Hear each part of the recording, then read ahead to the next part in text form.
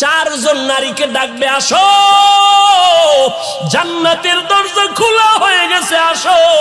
চারজন নারীকে ডাকবে, তোমাদের কোনো হিসাব নাই, তোমাদের কোনো কিতাব নাই, তোমাদের কোনো পেরেশানি নাই।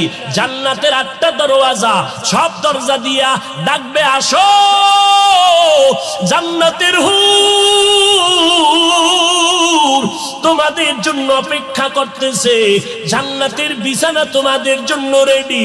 কেন তুমি সূর্যের গরম যেন না লাগে, কারণ সূর্যের গরম লাগলে মাথার মগজগুলো টাস টাস করে ফেটে যাবে, একটা সেকেন্ডের আযাব সইতে পারবা না। আসো, কোনো হিসাব নাই, জান্নাতের 8টা দরজা খোলা, কোন দরজা দিয়ে ঢুকবা, আসো। ও এলাকার মা বোনেরা, চারজন নারীকে জান্নাতের 8টা দরজা ডাকবে, এর মধ্যে একজন নারী হবেন আমার নবীর কলিজার বিবি। 2 জন স্বামী বিদায়ের পরে বিধবা 40 বছরের নারী খাদিজা রাদিয়াল্লাহু তাআলা আনহা। ওই খাদিজা ডাক দিয়া কয়, ও নবী, আপনার হাতের কালেমার মুসলমান আমি একজন হয়ে গেলাম। নবী এবার কান্না বন্ধ করে বের হয়ে গেলেন।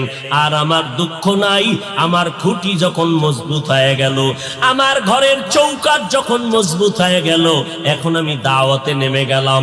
মায়ার নবী দৌড়াইয়া মানুষের দ্বারে দ্বারে গিয়া গোপনে গোপনে দাওয়াত দেয়। হাঁটতে হাঁটতে হাঁটতে হাঁটতে আমার নবী পাথরওয়ালা জমিন পাড়াইয়া তায়েফের ময়দানের কিনারায় দাঁড়ায়। কয়, তোরা আমারে চিনোনি, আমি মক্কার মুহাম্মদ, আমি এক আল্লাহর দাওয়াত দিয়ে আসছি, গ্রহণ করো।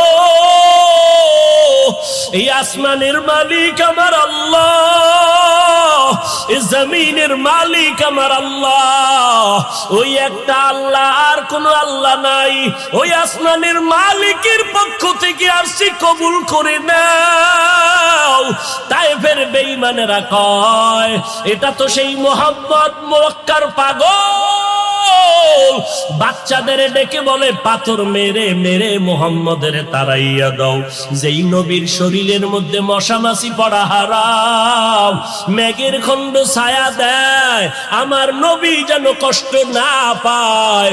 ওই শরীরের মধ্যে কাফেরের গোলামেরা এমন বৃষ্টির মতো পাথর মারতেছে, পাথর পরে পরে নবীর শরীর থেকে রক্ত প্রবাহিত হইয়া জুতা আটকাইয়া গেল।